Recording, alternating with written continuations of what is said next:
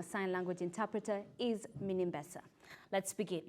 Now, the Court of Appeal has upheld the High Court's decision to have charged governors barred from accessing their offices until the conclusion of their cases. Now, the appellate court affirmed an earlier ruling made by Justice Mumbi Ngugi in July this year, preventing Samburu Governor Moses Lenolkulal from accessing his office over a county graft case.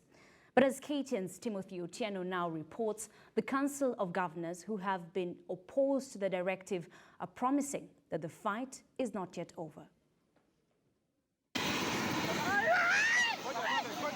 County bosses who are facing graft-related cases in court will continue to remain locked out of their county offices until their cases are heard and determined.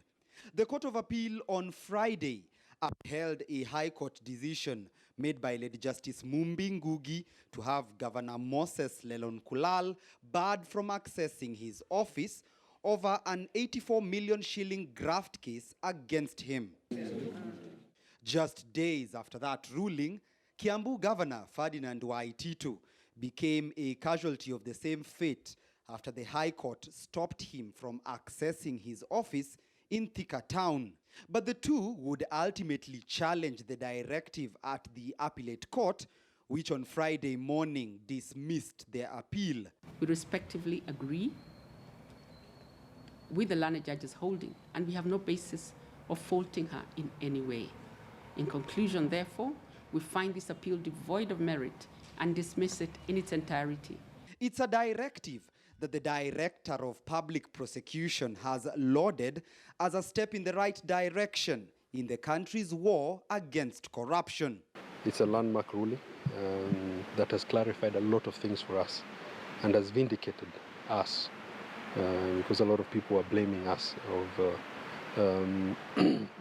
overarching our mandate. The ruling means that Governor Ferdinand Waititu, Moses Lenolkulal and Mike Sonko cannot step foot at their county offices until the conclusion of their graft cases, a matter that the county bosses argue violates their ability to effectively govern and infringes on the rule of natural justice.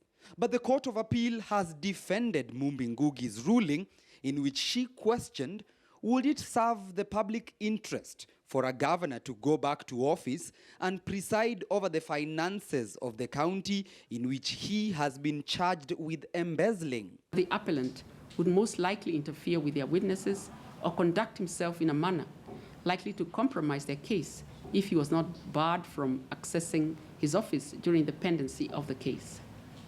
There are documented incidents of loss and or disappearance of vital documents from certain offices where public or state officers charged with corruption or economic crimes related to their work have been allowed unrestricted access to their offices during the pendency of the cases. With the Court of Appeal having upheld the High Court's decision in this matter, the goose appears to have been cooked for county officials who have been charged or are yet to be charged with economic crimes.